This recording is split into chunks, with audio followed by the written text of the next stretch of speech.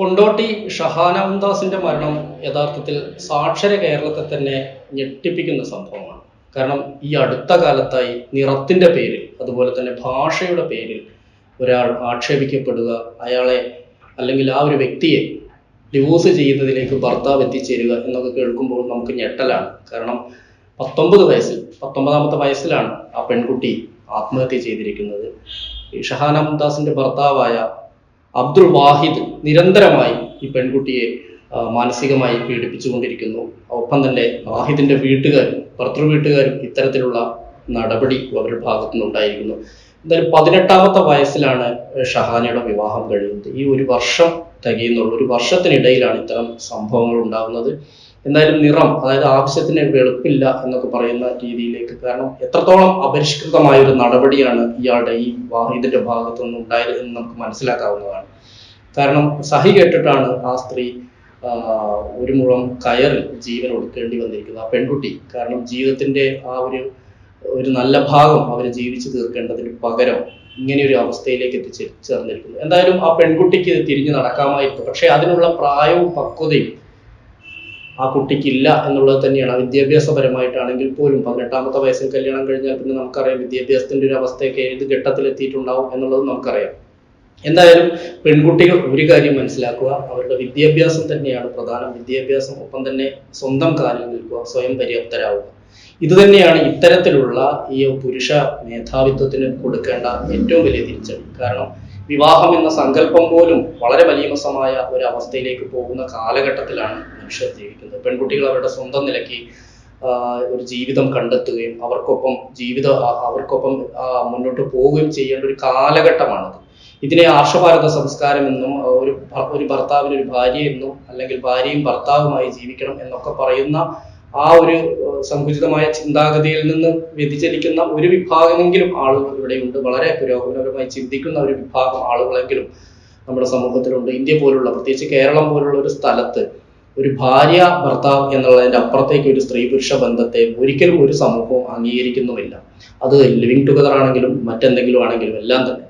അപ്പോൾ പിന്നെ ഈ കുടുംബം എന്നുള്ള ആ ഒരു എസ്റ്റാബ്ലിഷ്മെന്റിന്റെ അകത്ത് വട്ടം തിരിയുന്നവരാണ് പലപ്പോഴും അത് സ്ത്രീകൾ തന്നെയാണ്. പുരുഷന്മാർക്ക് അതിൽ കാര്യമായ ഒന്നും സംഭവിക്കാനില്ല. ആ ഒരു ക്ഷതം പലപ്പോഴും ഏൽക്കുന്നത് സ്ത്രീകൾക്കാണ്. എല്ലാവർക്കുമല്ല, ഒരു വിഭാഗത്തിനെങ്കിലും, അല്ലെങ്കിൽ ഒരു പ്രബല വിഭാഗത്തിന് എന്ന് തന്നെ നമുക്ക് പറയേണ്ടിയിരിക്കുന്നു.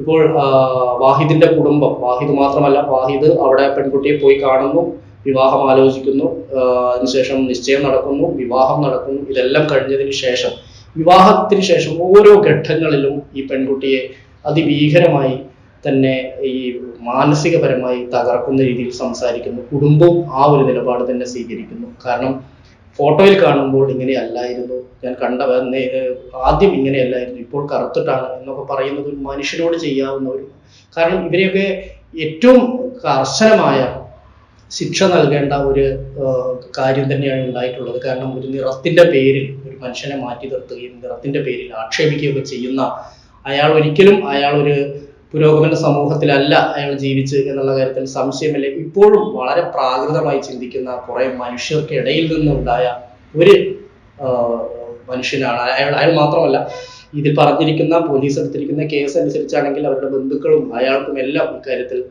ഉത്തരവാദിത്വമുണ്ട്, അല്ലെങ്കിൽ അവരെല്ലാം തന്നെ കുറ്റക്കാരാണ് എന്നുള്ള കാര്യത്തിൽ സംശയമില്ല. എന്തായാലും ഒരുപക്ഷെ അവൾ അത്യാവശ്യം അവളുടെ കൊള്ളാവുന്ന ഒരു വിദ്യാഭ്യാസം നേടുകയും അവൾ സ്വയം പര്യാപ്ത, അല്ലെങ്കിൽ സ്വന്തം കാലിൽ നിൽക്കുക, ഒരു ജോലി നേടി സ്വന്തം കാലിൽ നിൽക്കുക എന്ന അവസ്ഥയിലേക്കാണെങ്കിൽ അവൾ തിരിഞ്ഞു നടന്നേനെ. പക്ഷേ അതിനുള്ള ഒരു ശേഷി, അല്ലെങ്കിൽ ആ ഒരു കാലഘട്ടം അവൾക്കായിട്ടില്ല, ആ ഒരു പ്രായവുമായിട്ടില്ല. കാരണം 18ാമത്തെ വയസ്സിൽ എന്ന് പറയുമ്പോൾ നമുക്ക് ഏറെക്കുറെ +2 കഴിഞ്ഞു, ഡിഗ്രിക്ക് ചേരേണ്ടത്, അല്ലെങ്കിൽ ഡിഗ്രി അല്ലെങ്കിൽ മറ്റൊരു കോഴ്സിന് ചേരേണ്ട ഒരു സമയം മാത്രമാണത്.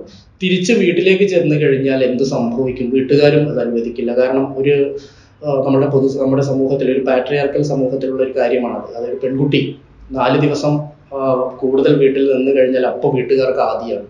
എന്തിനാണ് വന്നിട്ടുണ്ടാകുക? വീട്ടിൽ നിന്ന് പുറത്താക്കിയതാണോ, അതോ അവിടുത്തെ പിണങ്ങി വന്നതാണോ? ഇത്തരം കാര്യങ്ങളെല്ലാം തന്നെ ചർച്ച ചെയ്യുന്നതാണ് നമ്മുടെ പൊതുസമൂഹം എന്നുള്ള കാര്യത്തിൽ സംശയമില്ല.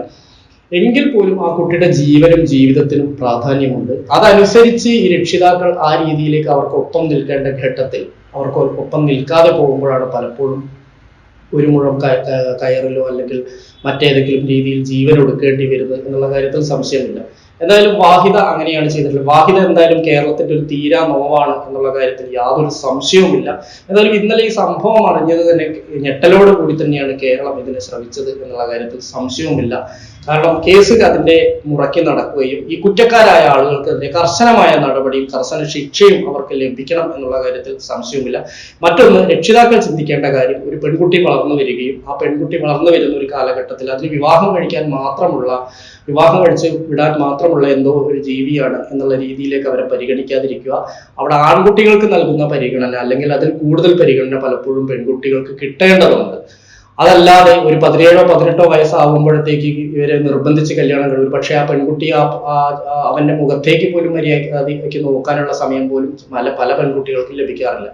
പൊതുവെ നമുക്കറിയാം, മുസ്ലിം സമുദായത്തിന്റെ ഇടയിൽ ഇത്തരത്തിലുള്ള ഈ പ്രായം കൃത്യമായ ഒരു 18 വയസ്സാകുമ്പോഴത്തേക്ക് കല്യാണം കഴിച്ചു പോവുക എന്നുള്ളതുണ്ട്. പക്ഷെ അതിൽ നിന്നെല്ലാം ഒരുപാട് മാറിയിട്ടുണ്ട്. കാരണം വിദ്യാഭ്യാസം എല്ലാ സമുദായത്തിലും, ഇത് ഹിന്ദു സമുദായത്തിൽ പണ്ട് മുതലേ ഉണ്ടായിരുന്നതാണ്. പ്രായപൂർത്തിയാവുന്നതിന് മുമ്പ് തന്നെ വിവാഹം കഴിക്കുക, അല്ലെങ്കിൽ ഒരു വിവാഹം കഴിക്കാൻ വേണ്ടിയുള്ളതാണ് പെൺകുട്ടി എന്നുള്ളൊരു കൺസെപ്റ്റ്. അത് പിന്നീട് മാറുകയും, പക്ഷെ മുസ്ലിം സമുദായത്തിനകത്ത് ഇപ്പോഴും ഒരു വിഭാഗമെങ്കിലും അങ്ങനെ, മറ്റു സമുദായങ്ങൾക്കിടയിൽ ഇല്ല എന്ന് പറയുന്നില്ല, എങ്കിൽ പോലും ഉണ്ട്. എന്തായാലും മലപ്പുറത്ത് നടന്നിരിക്കുന്ന സംഭവം അത് വലിയ ഞെട്ടൽ. കാരണം ഇപ്പോൾ ആ പെൺകുട്ടിയുടെ രക്ഷിതാക്കൾ പൊട്ടിക്കരയുന്നത് കാണുമ്പോൾ നമുക്ക് തന്നെ വലിയ ബുദ്ധിമുട്ടുണ്ടാകുന്നു. കാരണം അവരന്ന് ആലോചിക്കാതെ ചെയ്തിരിക്കുന്നതായിരിക്കാം ഒരു പക്ഷേ. കാരണം എല്ലാവരും വലിയ വിദ്യാഭ്യാസത്തിലേക്കൊന്നും പോകില്ല. ഒരു പരിധിവരെ പഠിക്കാൻ കഴിയുന്നതായിരിക്കും, ചിലപ്പോൾ നിർധന കുടുംബങ്ങളായിരിക്കും, പാതി വഴിയിൽ വിദ്യാഭ്യാസം മുടങ്ങിയവരായിരിക്കും. അവർക്കൊന്നും ഒരു സ്വന്തമായ ഒരു ജോലി പോലും സംഘടിപ്പിക്കാനുള്ള ശേഷിയോ അല്ലെങ്കിൽ അതിലേക്ക് തിരികെയോ ചെയ്തിട്ടുണ്ടാവില്ല. പ്രത്യേകിച്ച് ഈ മലപ്പുറം മാത്രമല്ല, ഈ നാട്ടുമ്പുറങ്ങളിലുള്ള സ്ത്രീകളുടെ ഒരു അവസ്ഥ. കാരണം അവർ വീട്ടുകാർ പറയുന്നു, ഇതാ ഇന്ന ആൾ വരുന്നു, അവർക്ക് സാമ്പത്തിക ശേഷിയുണ്ട്, ഗൾഫിലാണ് ജോലി, അല്ലെങ്കിൽ മറ്റെന്തെങ്കിലും സർക്കാർ ജോലിയുണ്ട്, അതും അല്ലെങ്കിൽ സ്വകാര്യ സ്ഥാപനങ്ങളിൽ കൊള്ളാവുന്ന ജോലിയുണ്ട്, അതുകൊണ്ട് തന്നെ നീ ഇത് സമ്മതിക്കണം എന്ന് പറഞ്ഞുകൊണ്ട് നിർബന്ധിക്കുന്ന ഒരു അവസ്ഥയിലേക്ക് കാര്യങ്ങൾ എത്തുന്നു. പലപ്പോഴും അതിൽ വലിയൊരു മാറ്റമൊന്നും നമ്മുടെ കേരളത്തിൽ എത്രയൊക്കെ വിപ്ലവം പറഞ്ഞു കഴിഞ്ഞാലും, സോഷ്യൽ മീഡിയയിലൂടെ നമ്മൾ ന്യൂസ് ഫീഡുകളിൽ എന്തൊക്കെ എഴുതി കഴിഞ്ഞാലും അതൊന്നും അല്ല ജീവിതം എന്നുള്ളതിന്റെ അപ്പുറത്തേക്ക് കുടുംബവും അല്ലെങ്കിൽ ആ പെൺകുട്ടിക്ക് സ്വന്തമായ ഒരു തീരുമാനമെടുക്കാനുള്ള അവകാശം പലപ്പോഴും നിഷേധിക്കപ്പെടുന്നു എന്നുള്ളൊരു യാഥാർത്ഥ്യം നിലനിൽക്കുന്നുണ്ട്. അതുകൊണ്ട് അതാണ് യഥാർത്ഥത്തിൽ അതിൻ്റെ ഒരു ഇര കൂടിയാണ് വാഹിദ എന്ന് പറഞ്ഞ കാര്യം. വാഹിദ എന്ന് പറഞ്ഞാൽ അതിൽ തർക്കമുണ്ടാവില്ല. കാരണം ഈ വാഹിദയല്ല, ഷാഹിന, വാഹിദ് എന്നാണ് അവന്റെ പേര്. ഇപ്പൊ വാഹിദിന്റെ കുടുംബമാണെങ്കിൽ പോലും അവരുടെ ഭാഗത്ത് നിന്ന് സാധാരണ ഒരു മറ്റു വീട്ടിൽ നിന്ന് കയറി വരുന്ന ഒരു പെൺകുട്ടിയോട് പെരുമാറേണ്ട മാന്യത അവരുടെ ഭാഗത്തു നിന്നും ഉണ്ടായില്ല എന്നുള്ളത് കൊണ്ട് തന്നെയാണ് ഇത്തരം മരണങ്ങൾ ഉണ്ടാവുന്നത്. എന്തായാലും ഇക്കാര്യത്തിൽ ഇനി ചെയ്യാൻ കഴിയുന്നത് പോലീസിന്റെ ഒരു ഇടപെടലാണ്. നമുക്കറിയാം, സ്ത്രീധനം കിട്ടാത്തത് കൊണ്ടും കാർ സ്ത്രീധനമായി ലഭിക്കാത്തത് കൊണ്ടും അല്ലെങ്കിൽ മറ്റു കാര്യങ്ങൾ പറഞ്ഞുകൊണ്ടും ഒക്കെ ആക്രമിക്കപ്പെടുകയും അല്ലെങ്കിൽ അങ്ങനെ ആത്മഹത്യ ചെയ്ത സംഭവങ്ങളൊക്കെ നമ്മൾ ഈ അടുത്ത കാലത്തൊക്കെ ഉണ്ടായത് നമ്മൾ കേട്ടിട്ടുണ്ട്. അവർക്കെല്ലാം തന്നെ പാമ്പിനെ ഉപയോഗിച്ച് കടിച്ച്, പാമ്പിനെ കൊണ്ട് കൊത്തിപ്പിച്ച് കൊലപ്പെടുത്തിയ സംഭവം. ഇങ്ങനെ കേരളത്തിൽ ഇതുവരെ ഈ അടുത്ത കാലങ്ങളിലായി നിരവധി ഇത്തരത്തിൽ പെൺകുട്ടികൾക്കെതിരെ, അതായത് വിവാഹം ചെയ്ത് ഭർത്തൃ വീട്ടിലെത്തുന്ന പെൺകുട്ടികൾ നേരിടുന്ന പ്രശ്നങ്ങൾ നമ്മൾ ധാരാളമായി കണ്ടുവരുന്നതാണ്. അതിന്റെ ഒരു ഭാഗമായിട്ട് തന്നെ യഥാർത്ഥത്തിൽ ഇതിനെ കാണേണ്ടതുണ്ട്. അത്തരത്തിലുള്ള അല്ലെങ്കിൽ അങ്ങനെ ആ രീതിയിലുള്ള കർശനമായ ശിക്ഷ ഇയാൾക്ക് ലഭിക്കുകയും വേണം. എങ്കിൽ മാത്രമായിരിക്കും ഇനിയെങ്കിലും ഈ പെൺകുട്ടികൾക്ക് നേരെയുള്ള അതിക്രമം വീട്ടിനകത്തായാലും വീടിന് പുറത്തായാലും അതൊരു പരിധിവരെ ഇല്ലാതാവുകയുള്ളൂ.